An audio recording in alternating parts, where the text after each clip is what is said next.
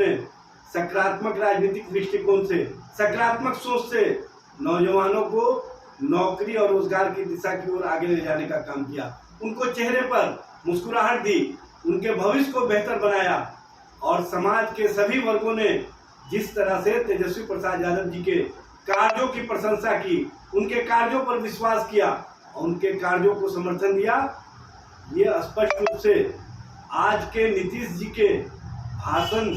और उनकी बेचैनी, उनकी बौखलाहट, उनका कहीं ना कहीं इस मामले में जिस तरह से बयान दिया गया है, ये स्पष्ट करता है कि नीतीश जी को तेजस्वी जी के प्रति जो जनता का विश्वास है, जो जनता का समर्थन है, जो नौजवानों का कहीं ना कहीं विश्वास और समर्थन है, और सबसे बड़ी बात यह है कि नौजवान हर घर से ये आवाजें आ रही हैं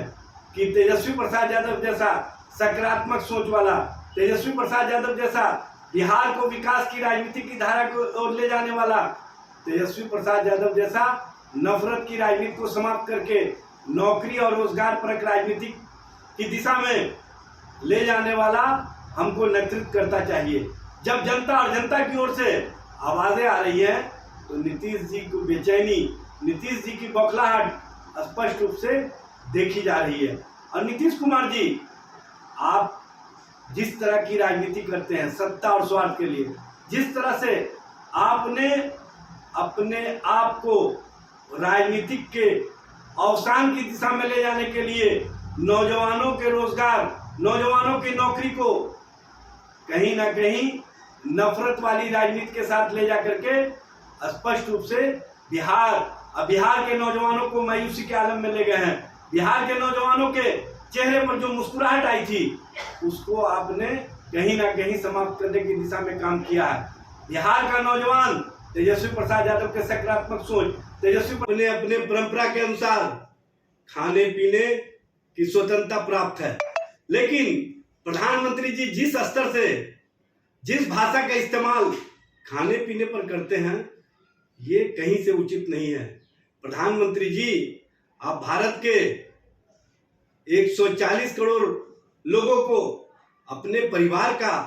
सदस्य बताते हैं, लेकिन परिवार के सदस्यों के प्रति विभेद और भेदभाव जो आपके बोली से झलकता है वह स्पष्ट रूप से दिखता है। ये बताने की आवश्यकता नहीं है।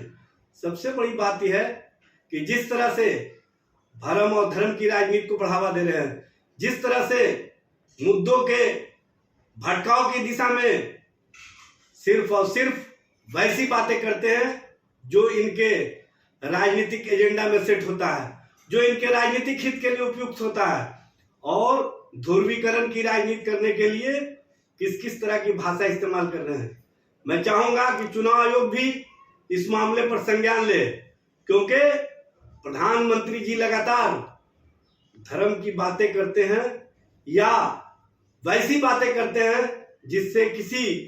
दूसरे धर्म के लोगों को उनकी भावना आहत हो, उनकी भावनाओं के साथ खिलवाड़ करने वाले